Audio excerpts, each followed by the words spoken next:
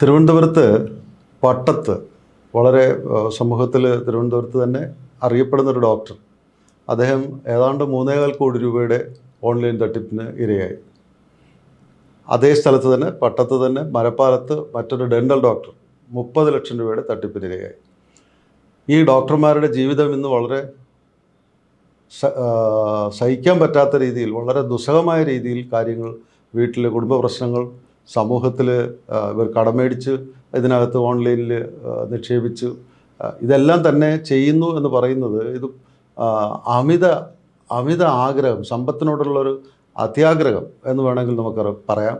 മറ്റൊന്ന് ആയാസരഹിതമായി അതിന് എന്താ പറയുക, ഈസി മണി, അങ്ങനെയുള്ള ചിന്തയുള്ള, ഇതൊരു ചൂതാട്ടത്തിൻ്റെ ഒരു മൈൻഡ് സെറ്റ് ഉള്ളവരാണ്, ചൂതാട്ടത്തിൻ്റെ ഒരു മാനസികാവസ്ഥയുള്ളവരാണ് ഇവർ. 2 ഡോക്ടർമാരുടെ കാര്യം ഞാൻ ഈ പറയുന്നത്, കൃത്യമായിട്ട് പറയുന്നത്, ഈ ഡോക്ടർമാരെന്ന് എടുത്ത് പറയുന്നത് ഇതുപോലെ തന്നെയാണ് എൻജിനീയേഴ്സിനും മറ്റു സമൂഹത്തിൽ ഉന്നത വിദ്യാഭ്യാസം നേടിയിട്ടുള്ളവരാണ് കൂടുതൽ പേരും ഈ ഓൺലൈൻ തട്ടിപ്പുകളിൽ പെടുന്നു എന്നുള്ളത് പറയാൻ വേണ്ടി തന്നെയാണ് ഈ 2 ഡോക്ടർമാരുടെ കാര്യങ്ങൾ എടുത്തു പറഞ്ഞിരിക്കുന്നത്. ഈ നേരത്തെ ഞാൻ ആദ്യത്തെ പറഞ്ഞ 3.25 കോടി രൂപ നഷ്ടം വന്ന ഡോക്ടർ എന്ന് പറഞ്ഞ് മറ്റു പലരുടെയും നിന്നും ഏതോ ഒരു ഓൺലൈൻ ഗെയിമിലേക്ക് അദ്ദേഹം ക്ലിക്ക് ചെയ്യുന്നു. ആ ക്ലിക്കിൽ അദ്ദേഹം ലാഭം ആദ്യം കാണുന്നു, അതിലേക്ക് പിന്നെ കൂടുതൽ നിക്ഷേപിക്കുന്നു, വീണ്ടും അതിലുള്ള ക്രൈസ് കൂടി വരുന്നു, അതിലേക്ക് കൂടുതൽ അഡിക്ഷൻ വരുന്നു, അതിലേക്ക് താല്പര്യം വരുന്നു. ആ ചൂതാട്ടത്തിലുള്ള ഒരു ലഹരിയിലേക്ക് വരുമ്പോഴേക്കും സംഭവിച്ചത്, ഇതിലേക്ക് നിക്ഷേപിക്കാൻ വേണ്ടി സൗഹൃദങ്ങൾ ഉപയോഗിച്ച് അവരുടെ പൈസ മേടിച്ചും കൂടെ ഇതിനകത്തിട്ടു. അങ്ങനെ ഏതാണ്ട് 3.25 കോടി രൂപ ആദ്യം പറഞ്ഞ ഡോക്ടർക്ക് നഷ്ടമായി. തിരുവനന്തപുരത്ത് അറിയപ്പെടുന്നൊരു ഡോക്ടറാണ്, അദ്ദേഹത്തിന് നഷ്ടമായി. ഇപ്പോൾ അദ്ദേഹത്തിൻ്റെ സാമൂഹിക സാഹചര്യം തന്നെ വളരെ ദുസ്സഹമാണ്, സഹിക്കാൻ പ്രയാസമുള്ള രീതിയിലാണ്. അദ്ദേഹത്തിന് പൊതുസമൂഹത്തോട് നിവർന്നു നിന്ന് സംസാരിക്കാനോ ആളുകളെ ഫേസ് ചെയ്യാനോ പറ്റാത്തൊരു സാഹചര്യമുണ്ട്. ഇതേ സാഹചര്യം തന്നെയാണ് ഞാൻ പറഞ്ഞ 30 ലക്ഷം രൂപ നഷ്ടപ്പെട്ട ഡെൻ്റൽ ഡോക്ടറും. അദ്ദേഹത്തിൻ്റെ പേഴ്സണൽ ഇതാണ് അത് സംഭവിച്ചതെന്ന് അങ്ങനെ അദ്ദേഹത്തിന് നഷ്ടം വന്നപ്പോൾ എന്ത് സംഭവിച്ചു? 2 മക്കളുള്ള ഈ ഡെൻ്റൽ ഡോക്ടറിന് അദ്ദേഹത്തിൻ്റെ ഭാര്യ മക്കളെയും കൊണ്ട് അയാളിൽ നിന്നും വേർപിരിയാൻ വരെ തീരുമാനിച്ചു. പിന്നെ മറ്റു സുഹൃത്തുക്കളൊക്കെ ഇടപെട്ടു, അദ്ദേഹത്തിന് സെറ്റിൽ ചെയ്തു എന്നാണ് പറയുന്നത്. എങ്കിലും സാമ്പത്തിക ബാധ്യതയിൽ നിന്നും മോചനം നേടിയിട്ടില്ല. ഈ രണ്ട് ഡോക്ടർമാരുടെ കാര്യത്തിലും അത് തന്നെയാണ് സംഭവം. ഇത് സംഭവം വരുന്നതെല്ലാം ഫേസ്ബുക്കിലും ഇൻസ്റ്റാഗ്രാമിലും ഓൺലൈൻ മീഡിയകളിൽ വഴിയുള്ള സംഭവങ്ങളിലാണ് വരുന്നത്. ഈ ഓൺലൈൻ മീഡിയകൾ എന്ന് പറയുന്നത് നമ്മുടെ ഈ പറഞ്ഞ സമീപകാലത്തുണ്ടായിരിക്കുന്ന മീഡിയയുടെ ഒരു സ്വഭാവവും അല്ലെങ്കിൽ സയൻസും ടെക്നോളജിയും ഒക്കെ വികസിപ്പിച്ച് വന്നതിലുള്ള മാസ് മീഡിയയിലുണ്ടായിരിക്കുന്ന ഒരു പുരോഗതിയുടെ ഒരു ഫലമാണ്. ഇതിനൊരുപാട് അഡ്വാൻറ്റേജസ് ഉണ്ട്, ഇതിൻ്റെ ഡിസഡ്വാൻറ്റേജാണ്, ഇതിൻ്റെ ഒരു ദുഷ്ടഫലമാണ് നമ്മളീ പറയുന്നത്. ഈ ദുഷ്ടഫലത്തിൻ്റെ പ്രത്യേകതയാണ് നമ്മളീ പറയുന്നത് കോടാനുകോടി രൂപ. പക്ഷേ ഇതെല്ലാം തന്നെ വിദ്യാഭ്യാസമുള്ളവരാണ് അധികം പേരും ചതിക്കപ്പെടുന്നു അല്ലെങ്കിൽ ഈ ചതിയിൽ വീഴുന്നത്. ഇതൊരു ലഹരിയാണ്. ഇതൊരു ഇതുകൂടാതെ ഓൺലൈൻ റമ്മി എന്ന് പറയുന്നത് നിരോധിച്ചിട്ടുണ്ടെന്നാണ് പറയപ്പെടുന്നത്. പക്ഷേ എങ്കിൽ പോലും ഇപ്പോഴും ഓൺലൈൻ റമ്മിയിൽ കളിച്ചിട്ടാണ് ആളുകൾ കോടിക്കണക്കിന് രൂപയുടെ നഷ്ടത്തിലേക്ക് കൂപ്പുകുത്തുന്നത് എന്നുള്ളത് നമ്മൾ മനസ്സിലാക്കണം. ഈ ഓൺലൈൻ റമ്മിയിലും ഈ പറഞ്ഞ ഇൻസ്റ്റാഗ്രാമിലും മെസ്സഞ്ചറിലും ഇൻസ്റ്റാഗ്രാമിലും കൂടെ പുതിയൊരു ഇത് വരുന്നു. ഓൺലൈൻ റമ്മി എന്ന് പറയുമ്പോൾ കളിച്ച് തന്നെ നമുക്ക് വേറെ 1-2 വില്ലേജ് ഓഫീസർമാരെയും മറ്റ് സർക്കാർ ഉദ്യോഗസ്ഥരെയും നമ്മൾ വാർത്തകളിൽ കണ്ടിട്ടുണ്ട്. ഓൺലൈൻ റമ്മി കളിക്കുവാൻ വേണ്ടി ഓഫീസിൽ വന്ന് പൈസ കൊണ്ടുപോയി കളിച്ച് നശിച്ച, പോലീസ് കേസിലൊക്കെ ആയി ജയിലിൽ വരെ എത്തിയ 2-3 സർക്കാർ ഉദ്യോഗസ്ഥരുടെ വാർത്തകൾ നമ്മൾ അടുത്ത കാലത്ത് നമ്മൾ റിപ്പോർട്ട് ചെയ്തതാണ്. അതുപോലെ തന്നെ മറ്റൊരു സംഭവമാണ് മെസ്സഞ്ചർ. മെസ്സഞ്ചർ എന്ന് പറയുന്ന പുതിയ ഇപ്പോഴത്തെ ഡിജിറ്റൽ മൊബൈലിൽ മെസ്സഞ്ചർ എന്ന് പറഞ്ഞിട്ടുള്ള ഒരു ഡാറ്റ സംവിധാനമുണ്ട്. അതുവഴി നമുക്ക് മെസ്സഞ്ചർ വഴി ഫോൺ കോൾ ചെയ്യാം, നമുക്ക് മെസ്സേജുകൾ അയക്കാം. ഈ മെസ്സഞ്ചറിൻ്റെ സംഭവം എന്ന് പറഞ്ഞാൽ എനിക്ക് വ്യക്തിപരമായിട്ട് അറിയുന്ന, കേരളത്തിൽ അറിയപ്പെടുന്ന സാമൂഹികമായിട്ട് അറിയപ്പെടുന്ന 2 വ്യക്തികൾ, എൻ്റെ സൗഹൃദത്തിലുള്ള 2 പേർ. അത് ഞാൻ തലേന്ന് കണ്ട ഒരാളെ പേര് പറയണമെന്നുണ്ട്, പക്ഷേ ഞാൻ പേര് പറഞ്ഞാൽ അത് അവർക്ക് നാണക്കേടാണ്. ഞാൻ അവരോട് പറഞ്ഞിട്ടുണ്ട്, എന്നാലും അതുകൊണ്ട് തന്നെ പേര് പറയുന്നില്ല. ഹൗ ആർ യു എന്ന് പറഞ്ഞു. ഇന്നലെ കണ്ട വ്യക്തി ഇന്ന് എനിക്കൊരു മെസ്സേജ് തരുന്നു, 3 മണിക്ക് മെസ്സേജ് തരുന്നു, ഹൗ ആർ യു എന്ന് പറഞ്ഞിട്ട്. അപ്പോൾ ഞാൻ ഫൈൻ എന്ന് പറഞ്ഞ് മറുപടി കൊടുത്തു. തുടർന്ന് ക്യാൻ യു ഹെൽപ്പ് മീ, എന്നെ ഒന്ന് സഹായിക്കാവോ, എന്താ പ്രശ്നം എന്ന് ചോദിച്ചു. അടുത്ത ഉടനെ do you have Google pay, GPay എന്നാണ് ചോദിച്ചത്.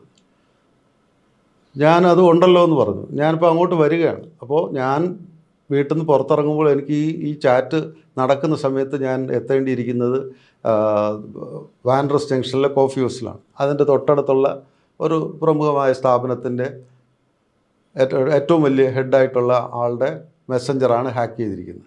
ഞാൻ പറഞ്ഞു ഞാൻ അങ്ങോട്ട് വരുന്നുണ്ട്, നമുക്ക് അവിടെ വെച്ച് കാണാം എന്ന് പറഞ്ഞു. അതോടുകൂടി ആ ചാറ്റ് അങ്ങ് നിന്നു എന്നുള്ളതാണ് സത്യം. ഇതുപോലെ തന്നെ എനിക്ക് സൗഹൃദമുള്ള ഒരു സാഹിത്യകാരനാണ്. അദ്ദേഹത്തിൻ്റെ പേരിൽ മെസ്സഞ്ചറിൽ അക്കൗണ്ട് ഹാക്ക് ചെയ്തിട്ട് ഇതുപോലെ ചോദിക്കുന്നു. അപ്പോൾ എനിക്ക് മനസ്സിലായി ഇത് പറ്റിപ്പാണ് എന്നുള്ളതാണ്. അപ്പോൾ ഇതുപോലെ നിരവധി പേരുടെ, എനിക്ക് തന്നെ എൻ്റെ വ്യക്തിപരമായ അനുഭവമാണ്, നിരവധി പേരുടെ വരുന്നുണ്ട്, ഈ ഇത്തരത്തിൽ വരുന്നുണ്ട്. എല്ലാവർക്കും ഒരു കൃത്യമായ format, how are you, can you help me, GPay ഉണ്ടോ, ഈ 3 ചോദ്യങ്ങൾ ചോദിക്കും. അപ്പോൾ തന്നെ മനസ്സിലാക്കണം ഇത് ഫ്രോഡാണ്, നിങ്ങളുടെ അക്കൗണ്ട് ഹാക്ക് ചെയ്തിട്ടുണ്ട്. ഒരു ബാങ്കിൻ്റെ, നാഷണലൈസ്ഡ് ബാങ്കിൻ്റെ ജനറൽ മാനേജർ എൻ്റെ സുഹൃത്താണ്, പുള്ളിയുടെ അതിലും വന്നു. ഞാൻ അപ്പം തന്നെ അദ്ദേഹത്തെ വിളിച്ചു. ബോംബെയിലാണ് അദ്ദേഹം ഇപ്പോൾ ട്രാൻസ്ഫർ ആയിരിക്കുന്നത്. ഞാൻ വിളിച്ചു പറഞ്ഞു അക്കൗണ്ട് ഹാക്ക് ചെയ്തിട്ടുണ്ട്. ഇപ്പോൾ അതിനുശേഷം നമ്മുടെ സൗഹൃദങ്ങളിലുള്ളവരെല്ലാം ഈ സംഭവങ്ങൾ, ഈ പറ്റിപ്പിൻ്റെ കഥകൾ പറയുന്നവരെല്ലാം തന്നെ ഇത്തരത്തിൽ വരുമ്പോൾ തന്നെ ആളുകളെ, സൗഹൃദമുള്ളവരെ വിളിച്ചു പറയും നിങ്ങളുടെ അക്കൗണ്ട് ഹാക്ക് ചെയ്തിട്ടുണ്ട്, സൂക്ഷിക്കുക എന്ന് പറയും.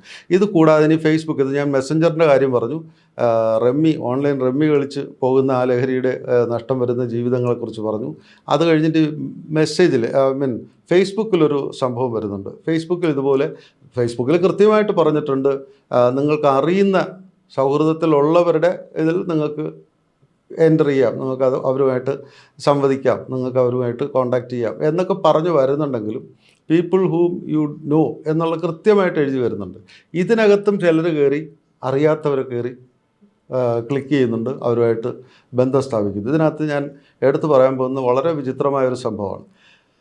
UK നിന്നോ മറ്റോ ആണെന്ന് തോന്നുന്നു, ഒരു കന്യാസ്ത്രീയുടെ, ഒരു ക്രിസ്ത്യൻ നണ്ണിൻ്റെ ഒരു ഫോട്ടോ വളരെ ഫ്രീക്വൻ്റായിട്ട് ഇപ്പോഴും വന്നുകൊണ്ടിരിക്കുന്നു.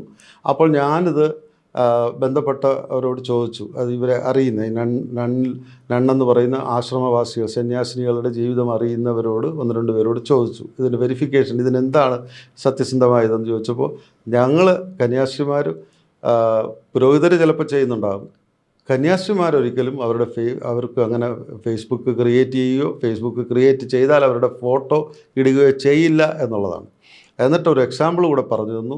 അങ്ങനെ ഉള്ള ഒരു സംഭവത്തിൽ ഒരു കന്യാസ്ത്രീയുടെ ഫോട്ടോ വന്നതിൽ വേറൊരു ലേഡി ഫോണിൽ വിളിച്ച് സംസാരിക്കുകയും ദീർഘനാൾ ചാറ്റ് ചെയ്തിട്ട് ഞാൻ നിങ്ങൾക്കൊരു ഗിഫ്റ്റ് അയക്കുന്നുണ്ട്, താങ്കൾക്ക് ഞാനൊരു ഗിഫ്റ്റ് അയക്കുന്നുണ്ട്, അഡ്രസ്സ് വേണം എന്നൊക്കെ പറഞ്ഞ് അഡ്രസ്സ് കൊടുത്തു. ഗിഫ്റ്റ് വന്നു, ഡൽഹിയിൽ വന്നിട്ട് ഡൽഹിയിൽ നിന്ന് എമിഗ്രേഷൻ ഓഫീസർ വിളിക്കുന്നു, നിങ്ങൾ 36,000 രൂപ അടയ്ക്കണം, 50,000 രൂപ അടയ്ക്കണം, ഇതിനകത്ത് ഒരുപാട് വാല്യുബിൾസ് ഉണ്ട്. ഇതിന് ഫോട്ടോ ഉൾപ്പെടെ അയച്ചിട്ടാണ് ഈ തട്ടിപ്പുകാർ ബന്ധപ്പെടുന്നത്. ഫോട്ടോ ഉൾപ്പെടെ. ഇപ്പോൾ ഒരു ക്രിസ്ത്യൻ നണ്ണെന്നുള്ള നിലയ്ക്ക് കൊന്തയും അങ്ങനെയുള്ള ചില മെറ്റീരിയൽസ്, ഹോളി ആർട്ടിക്കിൾസൊക്കെയാണ് വെച്ചിരിക്കുന്നത്. ഇതിനകത്ത് ജെംസ് ഉണ്ട്, ഗോൾഡാണ് എന്നൊക്കെ പറഞ്ഞിട്ടാണ് നല്ല സുന്ദരമായ, അട്രാക്റ്റീവ്, വളരെ ആകർഷകമായ ഫോട്ടോ അയച്ചിട്ടാണ് ഇത് ചെയ്യുന്നത്. എന്നിട്ട് ഉടനെ വിളിക്കുകയാണ്. അപ്പം തന്നെ എയർപോർട്ടിൽ നിന്ന് വിളിക്കുന്നു, എമിഗ്രേഷൻ ഓഫീസർ വിളിക്കുന്നു, കസ്റ്റംസ് ഓഫീസർ വിളിക്കുന്നു, GST ഓഫീസർ വിളിക്കുന്നു. ഇതെല്ലാം വളരെ വാല്യുബിൾ ആയിട്ടാണ്. ഞാൻ വളരെ തുച്ഛമായ ചില ഗിഫ്റ്റ് തരുന്നു എന്നൊക്കെ ആയിരിക്കും ഈ കന്യാസ്ത്രീയുടെ ഭാഗത്തുനിന്ന് അല്ലെങ്കിൽ കന്യാസ്ത്രീയുടെ ഭാഗത്തുനിന്ന് പറഞ്ഞിട്ട് നമ്മളെ വിളിക്കുന്ന ആളുകൾ പറയുന്നത്. പക്ഷേ ഇവിടെ വരുമ്പോൾ ഇത്രയും വലിയ വാല്യുബിൾസാണ്, അതിന് ഇത്ര രൂപ അടയ്ക്കണം. ഇതിൽ നിങ്ങൾ തിരിച്ച് ആ നമ്പറിലേക്ക് നമ്മൾ വിളിക്കാം, നമ്മുടെ നമ്പർ, അവരുടെ നമ്പറും എല്ലാം മേടിച്ച് പൈസ അടയ്ക്കാമെന്ന് പറഞ്ഞ് നമ്മൾ തിരിച്ച് വിളിക്കാം, ഒന്ന് വെരിഫൈ ചെയ്തിട്ട് ഞാനൊന്നുകൂടി ചോദിക്കട്ടെ എന്ന് പറഞ്ഞു കഴിഞ്ഞാൽ പിന്നെ ആ ഫോൺ കട്ടാകും. അപ്പോൾ അത് കരുതലോടുകൂടി നമ്മൾ ഇരുന്നില്ലെങ്കിൽ, അപ്പോൾ അപരിചിതരാണെങ്കിലും പരിചിതരാണെങ്കിലും നമുക്കറിയുന്ന നമ്മുടെ സൗഹൃദങ്ങളിൽ ഉള്ള ഒരു വ്യക്തിയും നമ്മളത്ത് പൈസ ചോദിക്കാൻ സ്വാതന്ത്ര്യവും ഉള്ളവരാണെങ്കിൽ നമുക്ക് കൃത്യമായിട്ട് അറിയുന്നവരായിരിക്കണം. അങ്ങനെ ഉള്ളവർക്ക് തന്നെ മാത്രമേ നമ്മൾ കൃത്യമായിട്ട് റെസ്പോണ്ട് ചെയ്യാവൂ. അല്ലെങ്കിൽ നമുക്കറിയുന്ന സൗഹൃദങ്ങൾ നമ്മൾ ഉടനെ ഫോണിൽ വിളിച്ച് നേരിട്ട് വെരിഫൈ ചെയ്യണം. താങ്കൾ പൈസ എൻ്റെ അടുത്ത് ആവശ്യപ്പെട്ടിട്ടുണ്ടോ, ഉണ്ടോ ഇല്ലയോ എന്ന് ചോദിച്ച് വെരിഫൈ ചെയ്തിട്ട് മാത്രമേ അത്തരം കാര്യങ്ങൾക്ക് റെസ്പോണ്ട് ചെയ്യാവൂ. ഇത്തരത്തിൽ നമ്മുടെ നാട്ടിൽ ഇപ്പോൾ അനവധിയായിട്ടുള്ള പറ്റിപ്പുകളിൽ വന്നു പെടുന്നവരെല്ലാം തന്നെ അല്പമെങ്കിലും സമൂഹത്തിൽ നല്ല രീതിയിൽ വിദ്യാഭ്യാസമുള്ളവരായിട്ട് തന്നെയാണ് ഞാൻ മനസ്സിലാക്കിയത്. ഇതെല്ലാം തന്നെ ഇതിൻ്റെ ആത്യന്തികമായ കാരണം ഈസി മണിയാണ്.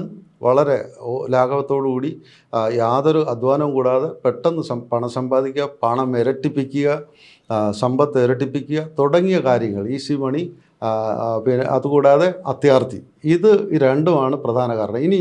ഇനി ഒരു വളരെ വളരെ സീരിയസായ മറ്റൊരു സംഭവം എന്ന് പറയുന്നത് ഈ ഓൺലൈൻ റമ്മിയൊക്കെ പോലെ തന്നെ വേറൊരു സംഭവമാണ് ക്രിപ്റ്റോ കറൻസിയിലും ഇതേ സംഭവമാണ്. ക്രിപ്റ്റോ കറൻസി നമുക്കറിയാം, അതൊരു ഒരു വെർച്വൽ കറൻസിയാണ്. അതിന് കൃത്യമായ ഒരു വാല്യൂ നമുക്ക് പറയാൻ പറ്റില്ല. ഓരോ കറൻസിയും ഇപ്പോൾ ആർക്കും ഡെവലപ്പ് ചെയ്യാമെന്നുള്ളതാണ് അതിനെക്കുറിച്ച് ഞാൻ മനസ്സിലാക്കിയിരിക്കുന്നത്. ക്രിപ്റ്റോ കറൻസി അങ്ങനെ ഡെവലപ്പ് ചെയ്തിട്ട് നമ്മുടെ കോൺടാക്റ്റിൽ ഏതെങ്കിലും രീതിയിൽ ആരെങ്കിലും വന്ന് നമ്മളെ പ്രലോഭിപ്പിക്കും. നിങ്ങൾക്ക് 1 മണിക്കൂർ മാത്രം ഒരു ദിവസം ചിലവാക്കിയാൽ നിങ്ങൾക്ക് ഇത്ര 1000 രൂപ ലാഭം കിട്ടും, നിങ്ങളുടെ അക്കൗണ്ടിലേക്ക് ഞങ്ങൾ കുറച്ച് കാശ് അയക്കുന്നു, നിങ്ങളതിനെ നമ്മുടെ ക്രിപ്റ്റോ കറൻസിയാക്കി നമുക്ക് തിരിച്ചയക്കുക എന്ന് പറഞ്ഞ് ആദ്യത്തെ 1-2 ട്രാൻസാക്ഷനിൽ നമുക്ക് കമ്മീഷനാണ് അവർ ഓഫർ ചെയ്യുന്നത്. 1 മണിക്കൂർ ദിവസം ചിലവാക്കിയാൽ നിങ്ങൾക്ക് 3000 രൂപ വരെ ദിവസം നേടാം, 5000 രൂപ വരെ നേടാം എന്നൊക്കെ പറഞ്ഞിട്ടാണ് നമ്മൾ പ്രലോഭിപ്പിക്കുക. ഇങ്ങനെ 1-2 തവണ അത് ചെയ്ത് നമുക്ക് ചിലപ്പോൾ 10000 രൂപ വരെ ലാഭം തരുന്ന, കമ്മീഷൻ തരുന്ന ഇടപാട് ചെയ്യിച്ചു കഴിഞ്ഞാൽ അത് കഴിഞ്ഞിട്ട് നമ്മൾ അവരിലേക്ക് ഈ അഡിക്ഷൻ കാരണം അവർക്ക് നിങ്ങൾക്ക് കൂടുതൽ ചെയ്തു തരാമെന്ന് പറഞ്ഞുകൊണ്ട് നമ്മൾ അങ്ങോട്ട് പൈസ കടം മേടിച്ചും ഇല്ലാത്തതും ഉള്ളതും എല്ലാം വിറ്റുപിറക്കി അങ്ങോട്ടിട്ട് ആകെപ്പാടെ ജീവിതം കംപ്ലീറ്റ് തൊലയുന്ന ഒരു സാമ്പത്തിക സാഹചര്യത്തിലേക്ക് നമ്മൾ എത്തിപ്പെടുന്നു. ഇതിൻ്റെ യഥാർത്ഥ പ്രശ്നം വരുന്നത് ക്രിപ്റ്റോ കറൻസിയിലും ഇത്തരത്തിലുള്ള ഇടപാടുകളിലെല്ലാം തന്നെ വരുമ്പോൾ നമുക്കിവിടെ പോലീസിൽ നമ്മുടെ സൈബർ സെല്ലിലൊക്കെ പരാതിപ്പെട്ടാൽ ഇത് കണ്ടുപിടിക്കാൻ പ്രയാസമാണ്. കേസ് ഇന്ത്യയിലോ കേരളത്തിലോ ഇവിടെ എങ്ങും നിൽക്കില്ല. അത് ആഫ്രിക്കയിലോ അന്റാർട്ടിക്കയിലോ എവിടേക്കോ ആണോ ഇത് പോകുന്നതെന്ന് യാതൊരു ധാരണയുമില്ല. അതുകൊണ്ട് ഈ ഓൺലൈൻ തട്ടിപ്പുകളിൽ വ്യാപൃതരാകാൻ എന്തെങ്കിലും അഡിക്ഷൻ താല്പര്യം, ഇത്തരത്തിലുള്ള ഗ്യാംബ്ലിങ്ങിന്, ഇത്തരത്തിലുള്ള ചൂതാട്ടത്തിന് താല്പര്യമുള്ളവർ ദയവ് ചെയ്ത് ചിന്തിക്കേണ്ട ഒരു കാര്യമുണ്ട്. അത് ഞാൻ അഡ്വൈസ് ചെയ്യുന്നതല്ല, പക്ഷേ അങ്ങനെ ഒരു മാനസിക വൈകൃതമുണ്ടെങ്കിൽ കഴിയുമെങ്കിൽ ദുബായിയുടെ അവരുടെ ലോട്ടറി, ഏറ്റവും വലിയ മെഗാ ബമ്പർ, അത്തരത്തിലുള്ള അതിനെ പ്രോത്സാഹിപ്പിക്കാനല്ല പറയുന്നത്, പക്ഷേ നിങ്ങളുടെ ആ മാനസിക വൈകൃതത്തിൻ്റെ പ്രശ്നം കൊണ്ട് നിങ്ങൾക്ക് നിർബന്ധമുണ്ടെങ്കിൽ നിങ്ങൾ അങ്ങനെയുള്ള ലോട്ടറിയിൽ വല്ലതും പരീക്ഷിക്കുക. നഷ്ടം വന്നാലും വളരെ കുറച്ച് നഷ്ടം വരുള്ളൂ. കേരള ലോട്ടറി, നമ്മുടെ ഇവിടെ ജീവകാരുണ്യത്തിന് വേണ്ടി നിരവധി പേര് തൊഴിലായിട്ട് എടുത്തിരിക്കുന്ന ലോട്ടറിയുണ്ട്. അത്തരത്തിലേക്കുള്ള കാര്യങ്ങളിൽ വ്യാപൃതമായി നിങ്ങളുടെ മാനസികാവസ്ഥയെ നിങ്ങളുടെ കുടുംബജീവിതം തകർക്കുന്നതിലേക്ക് കൊണ്ടുപോകാതെ മാനസികാവസ്ഥയെ ആ ഒരു രീതിയിൽ ലളിതപ്പെടുത്തി പോവുകയായിരിക്കും നല്ലത് എന്നാണ് എനിക്ക് പറയാനുള്ളത്. ഈ ഞങ്ങളുടെ on-the-dot-comment-box@gmail.com എന്ന് പറയുന്ന ഞങ്ങളുടെ ഈ പ്രോഗ്രാമിലേക്ക് നിരവധി പേര് പ്രതികരിക്കുന്നുണ്ട്. അപ്പോൾ ഈ പ്രോഗ്രാമിൽ നമ്മുടെ ആളുകൾക്ക്, പൊതുജനത്തിന് റെസ്പോണ്ട് ചെയ്യാം, പ്രതികരിക്കാം, അവർക്ക് ആവശ്യമുള്ള പ്രോഗ്രാം ഇതിൽ അവതരിപ്പിക്കാം എന്നുള്ളൊരു സാഹചര്യം ഒരവസരം നമ്മൾ ഇതിനകത്ത് വയ്ക്കുന്നു. അതിൽ ഞങ്ങൾ തിരഞ്ഞെടുത്ത രണ്ട് പ്രോഗ്രാം, 2 വ്യക്തികൾ ഞങ്ങളോട് ആവശ്യപ്പെട്ട 2 പ്രോഗ്രാമിനെ കുറിച്ചുകൂടെ ചെറുതായിട്ടൊന്ന് സൂചിപ്പിക്കാം. ഒന്ന്, ഒരു മലപ്പുറത്ത് നിന്നുകൊണ്ട് ഒരു ലേഡി മീര പുഷ്പരാജ് എന്ന് പറഞ്ഞിട്ട് അവർ പറഞ്ഞിരിക്കുന്നു, കോഴിക്കോട് അടുത്ത കാലത്ത് മെഡിക്കൽ കോളേജിൽ നടന്ന അനാസ്ഥയുടെയും അവിടെ നടന്ന പ്രശ്നങ്ങളുടെയും കാര്യങ്ങളെക്കുറിച്ചാണ് പറഞ്ഞിരിക്കുന്നത്. കോഴിക്കോട് മാത്രമല്ല, കേരളത്തിലെ നമ്മുടെ ആരോഗ്യരംഗത്ത് പലയിടത്തും, അത് പ്രൈവറ്റിലും ആണെങ്കിലും സ്വകാര്യ മേഖലയിലാണെങ്കിലും സർക്കാർ മേഖലയിലാണെങ്കിലും ഡോക്ടർമാരുടെ അനാസ്ഥ കൊണ്ടും അവിടുത്തെ മറ്റ് സ്റ്റാഫുകളുടേതായ ചില പ്രശ്നങ്ങൾ കൊണ്ടും ഒക്കെ പല രീതിയിൽ രോഗികളും പൊതുജനവും പല രീതിയിൽ പല കഷ്ടപ്പാടുകളിലേക്കും ദുരിതങ്ങളിലേക്കും ചെന്ന് പെടുന്നുണ്ട് എന്നുള്ളതാണ്. അത് വളരെയധികം ഡീറ്റെയിൽ ആയിട്ട് ചെയ്യാനുള്ളൊരു സംഭവമാണ്. എന്തായാലും അതിലേക്ക് പ്രതികരിച്ച ശ്രീമതി മീര പുഷ്പരാജിനെ ഞങ്ങൾ ഡീറ്റെയിൽ ആയിട്ട് ചെയ്യുമ്പോൾ അത് അറിയിക്കുന്നതായിരിക്കും.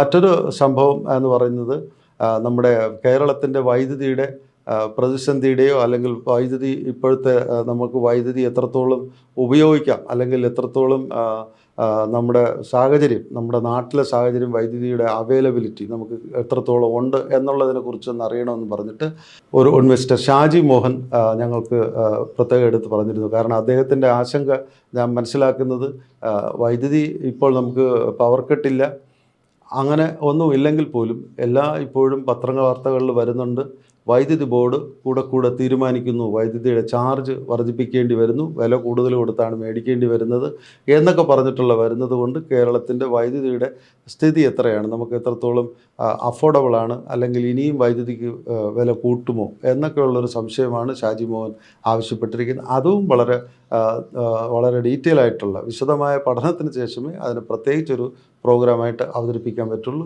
ഇതിൽ പ്രതികരിച്ചതിന് ശ്രീമൻ ഷാജി മോഹന് നന്ദി.